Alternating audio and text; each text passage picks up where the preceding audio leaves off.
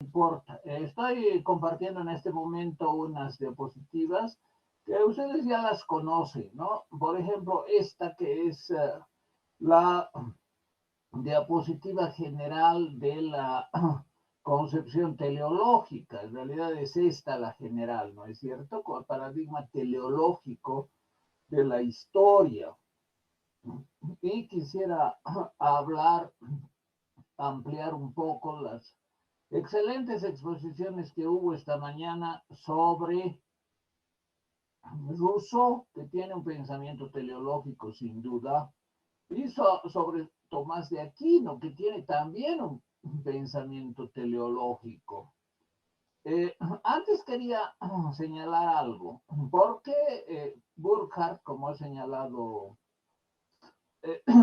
Catherine, tiene tanto rechazo a la filosofía de la historia, por qué critica tanto y la tilda de especulativa en un mal sentido, porque él más entiende la filosofía de la historia reduciéndola a la teleología. Es decir, para él, filosofía de la historia es cualquier pensamiento de estos autores que expresa algún telos, que concibe algún telos. Y en ese sentido, bueno, tiene razón, ¿no? Si la filosofía de la historia es teleológica, evidentemente tiene un fuerte contenido especulativo. Pero no es así solamente, ¿no? También puede haber una concepción filosófica sobre la historia como la que él tiene, que es cíclica, o como la tuvo Nietzsche, o como la tuvo Spengler, aunque Spengler es posterior, y otros autores que también están señalados o sobreentendidos aquí, ¿no? Por ejemplo, Toynbee, que fue un gran historiador y evidentemente tiene una concepción cíclica. Aquí están los teleológicos. Y entre los cíclicos, bueno, hubo muchos que no se puede desconocer que también hay una filosofía cíclica de la historia. En ese sentido, su rechazo, su crítica es porque él mismo, y en su tiempo también había eso, concebía que si se habla de filosofía de la historia, se está hablando de una concepción teleológica, lo que es correcto, pero es parcial. Es decir, hay también otras filosofías de la historia que no son teleológicas. Y hemos visto, en primer lugar, la concepción cíclica, pero además también están el utopismo y la distopía. Bueno, quería hablarles un poco, siguiendo este esquema, de los dos pensadores que sus compañeros han expuesto, en este caso, Rousseau y también Santo Tomás de Aquino, ¿no? Que vivieron en el siglo XIII y en el siglo XVIII. Eh, es importante tener en cuenta que en el caso de Santo Tomás de Aquino hay una fuerte impronta religiosa, teológica. Es decir, la teleología de esta forma de pensar la historia, que es con un telos, con un alfa, con diferentes etapas, con una ruptura y después con un procurso, dice San Agustín, que es en realidad el que inicia esta manera de concebir la historia, puede darse, como les he dicho en alguna ocasión, tanto desde un punto de vista totalmente ateo, materialista, como es el caso de Marx, de Engels, como también puede darse desde un punto de vista religioso, o también desde un punto de vista cientificista, ¿no? Creyendo que va a haber un telos totalmente marcado por la ciencia y el conocimiento científico que resuelva todos los problemas. Esa es, por ejemplo, la concepción de Comte, ¿no? El telos, el tercer estadio, el estadio científico positivo, es la superación de los otros dos estadios y es la consumación de la historia, en un telos científico y positivo que en muchos de sus escritos excluye la idea de Dios.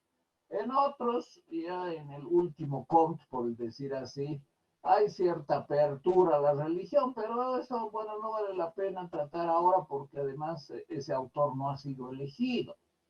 ¿Qué sucede en el caso de Santo Tomás de Aquino?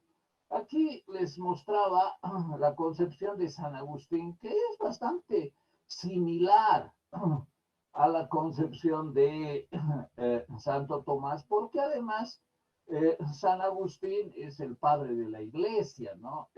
Santo Tomás es el filósofo teólogo de la iglesia del siglo XIII, es decir, en la escolástica, mientras que San Agustín en el siglo V, es decir, 8 siglos antes, ya fundamentó la concepción teleológica y lo hizo de una manera bastante completa, solo que Santo Tomás explicita los contenidos teológicos y obviamente también reafirma esta concepción que además de ser teleológica, incluye a Dios.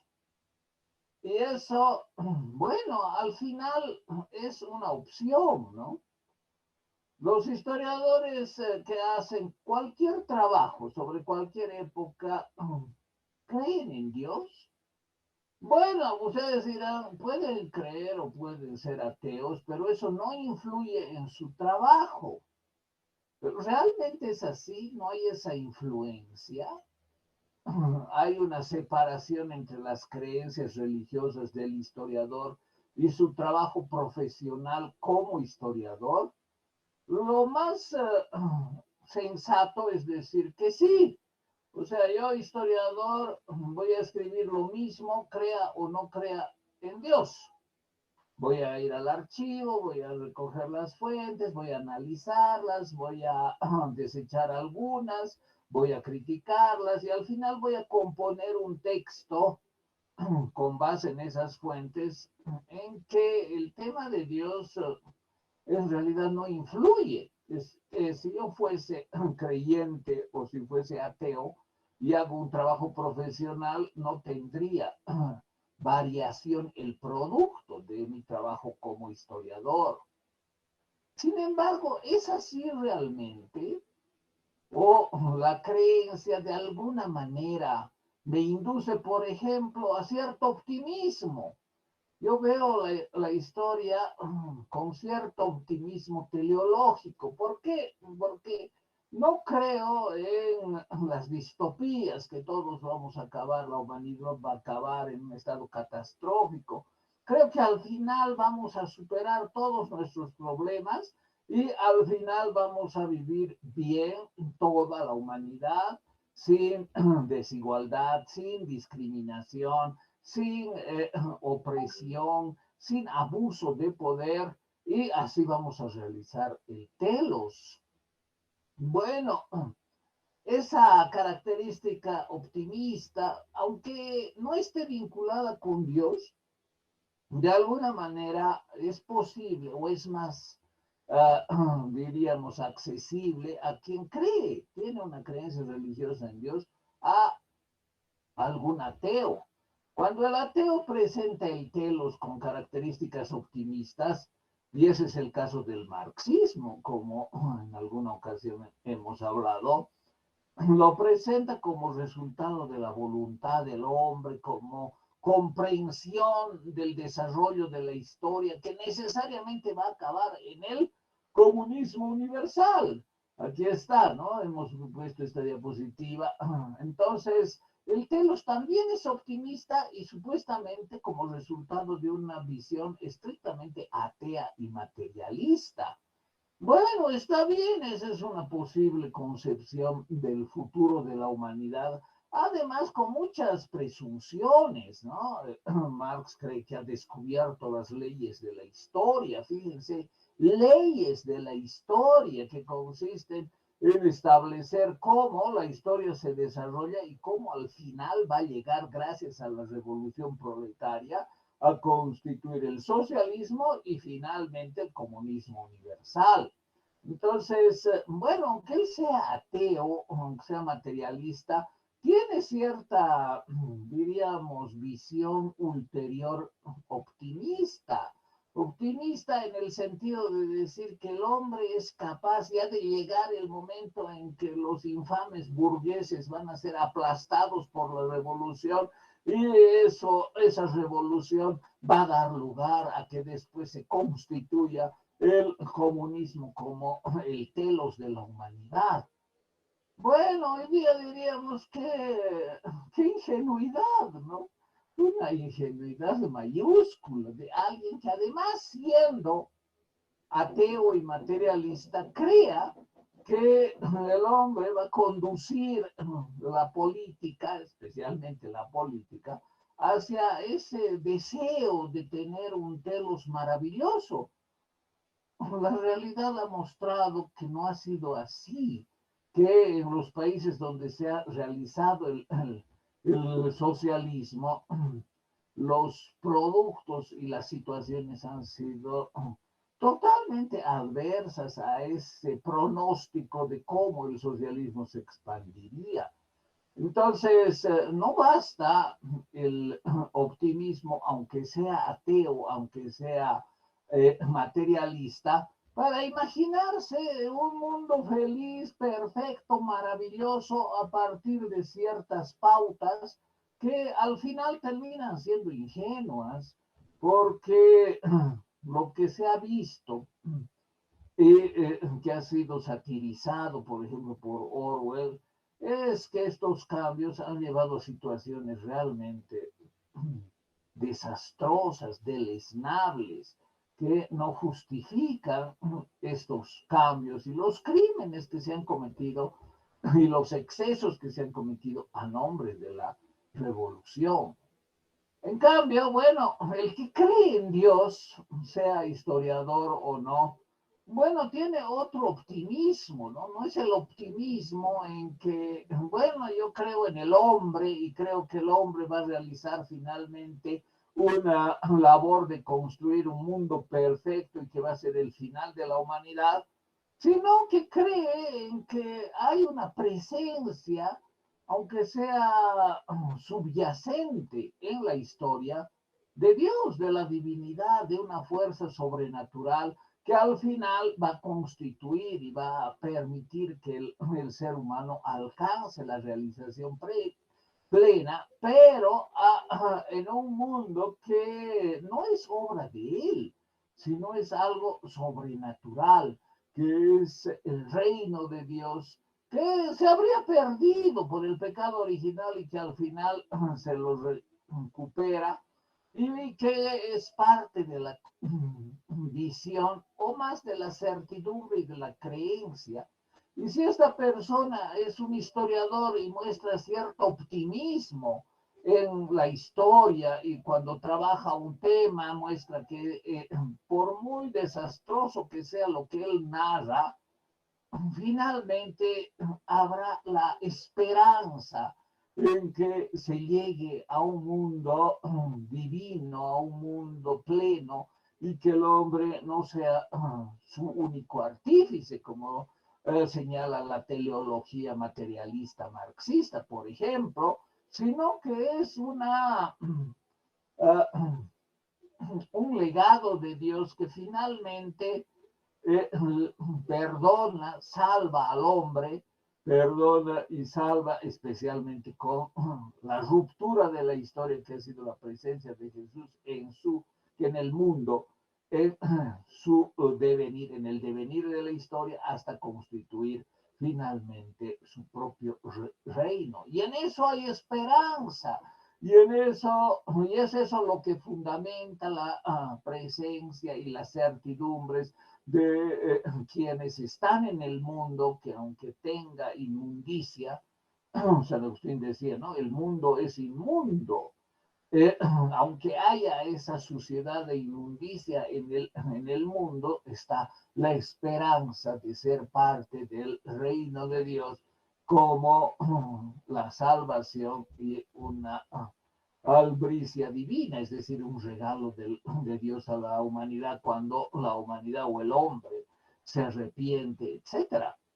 Entonces, fíjense, el optimismo de la teleología materialista, marxista, por ejemplo, el optimismo de la concepción que es en el fondo religiosa, como es, por ejemplo, la concepción de Santo Tomás o de San Agustín, son concepciones teleológicas muy distintas, porque aunque se parezca mucho el reino de Dios, de la teología cristiana, con lo que podría ser el comunismo universal de Marx, bueno, no hay explotación, hay fraternidad, no hay necesidad y hay una vida plena de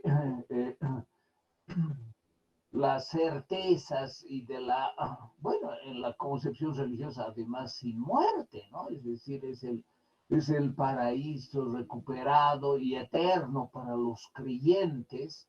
Es decir, bueno, hay esa diferencia también. El telos religioso es un reino infinito, eterno, mientras que el telos político de las concepciones materialistas es una construcción humana que no tiene nada que ver con Dios. Es más, ha suprimido, ha aplastado toda creencia en Dios porque esa es una ideología nociva para la sociedad y ha servido de mucho para que se mantenga el sistema capitalista, el modo de producción capitalista, dominando a quienes deberían hacer la revolución. Entonces, fíjense que el optimismo puede ser fundado en la labor humana o fundado el optimismo en las creencias religiosas, las creencias en Dios, que al final se puede pensar el telos como una albricia divina eterna para que mi alma sea partícipe y sea ciudadano de la ciudad de Dios, como dice San Agustín, y no de los hombres que está plagada de suciedad y pecado. O también puedo concebir el telos como la construcción humana de la mente esclarecida de los intelectuales de izquierda que dirigen a los obreros para hacer la revolución proletaria y encaminar el triunfo socialista al comunismo universal. O sea, los telos pueden parecerse mucho en algunos aspectos, pero también hay que analizar, por ejemplo, esas concepciones subyacentes de los filósofos que los enuncian, es decir, de Santo Tomás o de Marx o de San Agustín o de Rousseau. Rousseau, ¿en qué creía? ¿Él era ateo? No era ateo, pero tampoco era un ferviente devoto de la Iglesia Católica, apostólica y romana que ya se había constituido en el siglo XVIII. Él, como expuso en algún momento Catherine, la primera exposición, era deísta. Y el deísmo consiste en suponer que Dios existe, ¿no? No es que no existe. Los ateos dicen no existe, es una construcción ideológica de los burgueses y de las clases dominantes para someter a las clases explotadas. No, existe, Dios existe para Rousseau, pero él cree, y esa es la particularidad del deísmo, no tiene Dios ninguna, diríamos, acción, ninguna participación activa en la historia. O sea, no influye en la historia, no hay lo que la teología llama, por ejemplo, el plan divino, ¿no? El plan de Dios. ¿Cuál es el plan de Dios? Que todo lo que pasa, inclusive lo malo, ¿no? Aquí hay una frase de San Agustín que también Santo Tomás la hace suya. Dios no permitiría los males, sino sacará más bienes de esos mismos males. Eso expresa también esta concepción cristiana profunda que dice no hay mal que por bien no venga. Es decir, podemos padecer muchas desgracias, situaciones indeseables, pero eso tiene, según el plan de Dios, un sentido, es decir, pasa por algo y pasa para algo y al final vamos a llegar al reino y al perdón y a la salvación plena de todos los justos, los arrepentidos y los que seguimos a Jesús de Nazaret. Es decir, ese es el contenido de la concepción del telos con esta impronta religiosa que hace que aparezca la teleología con un fondo teológico, con un fondo religioso y con Dios como el artífice de ese mundo. Ahora bien, un historiador muy, diríamos, beato, muy creyente, muy consecuente con sus propias creencias, que pueden ser, supongamos, católicas, no influirá esas creencias en cómo al final él cree que va a suceder, lo que va a suceder en la historia va a ser el telos agustiniano, que es muy similar al telos del Aquinate, es decir, de Santo Tomás. Yo pienso que sí, que hay esa influencia, que aunque no aparezca, que aunque el historiador no escriba ni siquiera la palabra Dios en su trabajo, que tenga una convicción, una creencia personal sobre el tema, influye para definir ciertas características, para que aparezca implícito, es decir, no es explícito, pero hay una visión. Y esa visión para un creyente es evidentemente, si hablamos de la religión católica, una concepción basada, por ejemplo, en San Agustín o en lo que sus compañeros también han expuesto, la concepción de la historia de Santo Tomás de Aquino.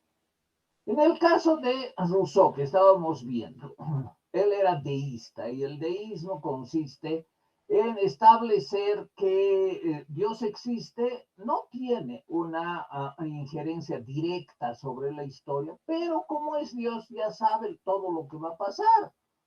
Entonces, solo él sabe todo lo que va a pasar y sabe, por decir así, el año del telos, ¿no? Es decir, él sabe que a lo que se va a llegar al final de la historia, cuándo se va a llegar, cómo se va a llegar, solo él lo sabe y nadie más, aunque no actúe. Y que haya rezos, plegarias diciendo, Dios mío, sálvanos de esta pandemia o libéranos de este mal, bueno, él sabe que si el mal continúa es para un bien mayor posterior. Entonces, no hay manera de que él intervenga, todo ya está preestablecido. Esa es la concepción de San Agustín, ¿no? De la determinación. Ahora, claro, eso no significa, como ya está todo establecido, ya no vale la pena hacer nada, ¿no? No es esa la concepción, por ejemplo, de Santo Tomás. Santo Tomás piensa que, bueno, aunque en la mente de Dios, por decir así, se conozca, él conozca y solamente él conozca las características del telos, las características del reino y especialmente quienes y quienes no se salvarían, siempre cabe un discurso moral, un discurso de conversión, un discurso de arrepentimiento, para que inclusive los paganos, los que nunca han oído hablar del Evangelio, lo escuchen y tengan la oportunidad de reorientar, de reconvenir su conducta y de ser pecadores pasar a ser personas arrepentidas y salvadas, encaminadas al telos del reino de los cielos. Entonces, esa concepción religioso-teológica que incorpora el telos como algo que es que deviene de la bondad de Dios, evidentemente es una concepción teológica que fundamenta actitudes y creencias. Y en ese sentido, a los historiadores, sean religiosos o no, también les va a influir ese tipo de certezas en el trabajo que realicen. Para Rousseau, claro, hay características del telos que son encomiables, ¿no? Un telos que sea, por ejemplo, igualitario, un mundo que sea de igualdad. Ahora, ¿qué significa eso? Que sea igualdad, de que haya derechos que se reconozcan como similares, por ejemplo, derechos políticos, ¿no? Por ejemplo, elecciones, por ejemplo, posibilidad de ser gobernantes, por ejemplo, el reconocimiento de la voluntad soberana como un principio político. Entonces, ese logro de una situación deseable y que debería prolongarse indefinidamente, ¿no? No es que ya vamos a tener un sistema democrático de democracia directa, que eso es lo que anunciaba Rousseau, por unos años y después vamos a volver a la monarquía de una dinastía, la más antigua de Europa, la dinastía francesa, ¿no? No, no es eso, sino un salto en que ya no va a darse más la explotación, la desigualdad, el insulto a la vida miserable de la mayoría de los franceses en el siglo XVIII, cuando en Versalles había concursos y exhibiciones de peinados y de pasteles. No, nada de eso, vamos a tener un sistema diferente, igualitario, equitativo, sin dominación. Está muy bien. Ahora, ¿eso es resultado del hombre o resultado de Dios? Según el deísmo de Rousseau, Dios ya sabe cuándo va a pasar eso, cómo va a pasar, y tal vez no pase inmediatamente, tal vez tengamos muchos males que tengamos que superar para que finalmente se llegue a esto como construcción nuestra, pero con la voluntad de Dios. Esa es la concepción teísta. Y en ese sentido hay también un dejo de romanticismo, ¿no? Como ha expuesto antes y ahora Catherine en Rousseau, es decir, no es una actitud racionalista secante y absoluta. La razón va a resolver todo. La razón va a hacer que superemos todo, incluso la religión. Ese es el discurso de Comte, por ejemplo, ¿no? Es más, la religión va a ser superada primero por la filosofía, ya fue superada, y al final la superación de la filosofía la va a dar la ciencia. Entonces, el telos puede tener un trasfondo de presencia, de influencia, o simplemente de conocimiento de Dios del final de los tiempos, en una sucesión lineal en la que hay un principio y esta es la omega. El principio es el alfa de la historia, que no importa cuál sea, ¿no? Puede ser la materia que se transforma dialécticamente. Esa es la concepción del marxismo, del materialismo, y que en el transcurso del devenir desde el surgimiento de la materia, el tiempo y el espacio como categorías absolutas, llegamos hasta la aparición del hombre y otras formas, incluso anteriores de especies que Darwin las estableció. Bueno, él solo hablaba del eslabón perdido, pero que los marxistas rápidamente repiten. Entonces, no importa cuál sea la concepción, si es la creación de Dios, del universo, si es el Big Bang que interviene Dios o no interviene, el Big Bang aparece al principio como una hipótesis de un cura, no es una hipótesis materialista, marxista, es decir, no es algo ateo, no es un contenido ateo, sino es una hipótesis de un cura que incluya en su concepción del Big Bang la intervención de Dios.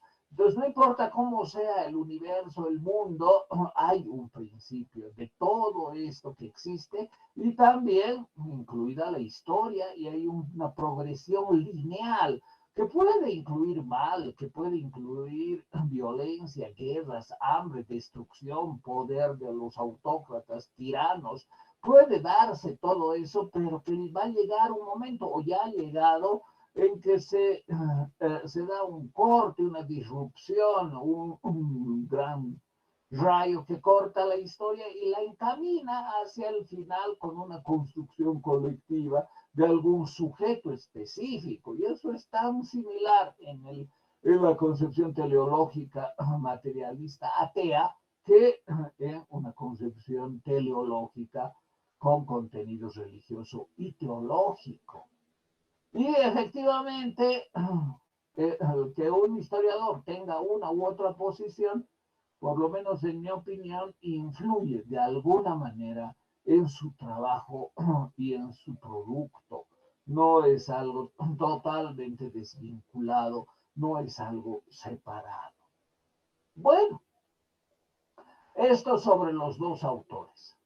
Como no hay mucho tiempo, ya estamos, ya vamos a llegar a las 3 horas de la clase, dentro de 15 minutos.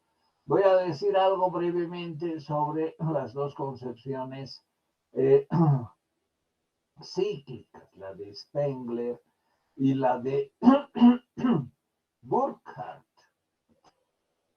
Bueno, Toynbee, por ejemplo, que me parece también a Spengler, tiene esta concepción cíclica, ¿no?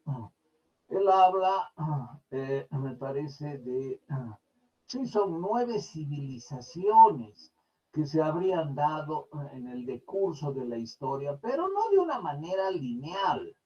La concepción teleológica es la lineal, no importa con qué acontecimientos, pero la línea de tiempo, pero además la historia como una línea de tiempo. Es decir, comenzó aquí, hubo estos acontecimientos hasta este año, después estos otros, etcétera, etcétera.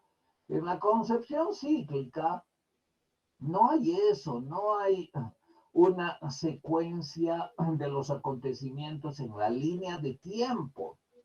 Y eso lo anota muy bien Burkhardt, ¿no? Porque en el fondo, enseñar historia, pero más que enseñar, comprender la historia, no se debe realizar como con una comprensión de memoria de tal año y tal espacio, ¿no? Ah, tal año sucedió tal cosa en tal país y tal otra en tal otro. Y hubo esta relación entre tales acontecimientos, es decir, esa repetición mecánica de acontecimientos que se habrían sucedido en la línea de tiempo, asume sin más que no hay otra manera de entender la historia que la sumatoria y secuencia de acontecimientos en un momento y a lo largo del transcurso del tiempo, es decir, un instante, instante posterior, etcétera. No, hay que entender que la historia se comprende en su esencia y esa es la concepción de Burkhardt, muy interesante, ¿no? No a partir de una secuenciación de los hechos en momentos, en instantes, en la línea de tiempo, sino de las vivencias, como el arte, por ejemplo, se ha vivido en el Renacimiento, con la influencia que tuvo, y el arte también en otro momento de la historia ha tenido similares características, con similar intensidad. Y eso no porque una haya influido sobre la otra o porque estén en una línea de tiempo, sino por la característica misma del arte. Y lo propio hace Spengler. Spengler estudia particularmente 3 aspectos de las culturas, que para él son 8, ¿no? 8 son las culturas que él investiga, entre las que hay que nombrar evidentemente a la cultura occidental, es decir, la cultura de los pueblos del oeste, ¿no? ¿Cuáles son esos pueblos del oeste y cuál es la cultura occidental? Evidentemente es Europa, ¿no? También Estados Unidos. Y él escribe esto en el inicio de la tercera década, al final de la segunda década del siglo XX, creo que es 1918 hasta el 22 aproximadamente, las fechas en que Spengler escribe sus 2 tomos de la decadencia de Occidente. ¿Y qué expresa en esos textos, aparte de lo que ya han expuesto también sus compañeros? Expresa que según él está viviendo esa época, es decir, inicio de la tercera década del siglo XX, la decadencia de esta cultura, que es la cultura occidental, como hubo también otros momentos de decadencia de las otras culturas. ¿Cuáles son las otras culturas? Son varias, ¿no? Y han expuesto la egipcia, la griega, la romana, y otras culturas, que la árabe también, la cultura hindú también, o india. Entonces, hay varias que él expone que han tenido también sus, diríamos, momentos de verano, sus momentos de primavera, pero que les llegó el invierno. Y el invierno es la decadencia. Y él estaría viviendo en el contexto de la finalización de la Primera Guerra Mundial el momento de decadencia de la cultura occidental. Ese es el sentido de su obra. Es decir, él muestra cómo hubo otros momentos de decadencia de otoño e invierno de otras culturas, también le habría llegado a la cultura occidental el momento de la decadencia, el momento del otoño. Y en ese sentido, estos momentos, como son, por ejemplo, la primavera o el verano, los momentos de mayor brillo, de mayor influencia, de mayor, diríamos, forma que destaquen estas culturas, siempre estarían sujetas a un declive, a una decadencia. Pero después surgen otras. Ahora, no es que surgen unidas en la línea de tiempo, para que nazca una tiene que surgir otra. Hay esta concepción que sus compañeros han señalado como organísmica, ¿no? ¿Cuál es la concepción organísmica?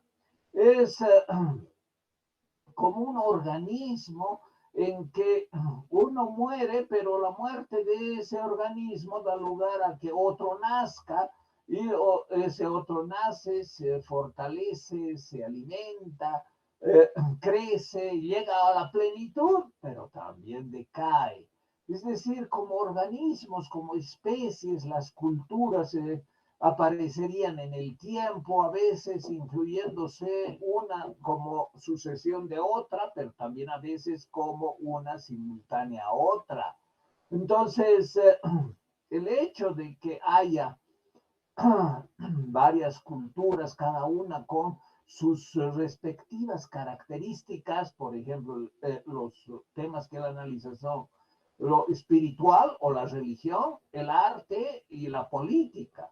Y eso significa que cada cultura tiene sus características de primavera, de verano, de otoño y de invierno en los tres ámbitos, en el ámbito de la religión, del arte y de la política, pero además comparando las culturas, habría situaciones más o menos similares en cuanto no solo al proceso de primavera, etcétera, sino también en cuanto a las características de cada uno de esos aspectos. Es decir, por ejemplo, en la política, en un momento de verano, en varias culturas se repetiría aspectos similares. Entonces, la comprensión de la historia no está en el sentido de la línea de tiempo y repetimos lo que no está articulado con una comprensión holista, es decir, comprensión de la totalidad. No se trata solo de repetir o de generar un conocimiento específico particular sin una visión de conjunto que no es solamente una visión, diríamos, sincrónica de la línea de tiempo y diacrónica también, es decir, la sucesión, sino la repetición que puede darse con saltos enormes, es decir, del Renacimiento a la Grecia clásica o de Roma a la Edad Moderna, etcétera. Entonces, la visión cíclica que admite varias hipótesis, ¿no? La hipótesis, por ejemplo, de la sinusoide, que es la de aquí, que es característica de Vico, o esta concepción organísmica de que hay nacimiento, crecimiento, plenitud, desarrollo, decadencia, muerte y otra vez nacimiento, etcétera. Son diferentes maneras de concebir, como también hemos hablado del uróboro y también de la concepción nietzscheana, que es la última que va a ser expuesta hoy mismo y que termina de redondear esta visión general de las visiones cíclicas. Bueno, hemos llegado al final. Muchas gracias por haber permitido que hayan estas dos clases extras. Eh, hemos comenzado, como saben, a las 10:20. Estamos terminando a la 1:15. Gracias por su atención y nos volvemos a conectar hoy día a las 7 para que dentro de 1 hora y media veamos también la concepción que falta exponer, la de también un filósofo teleológico como Johann Herder y un filósofo cíclico como es Nietzsche. Muchas gracias y hasta esta noche que les avisaré también su calificación sobre 80 puntos. Si alguien tiene alguna pregunta o comentario.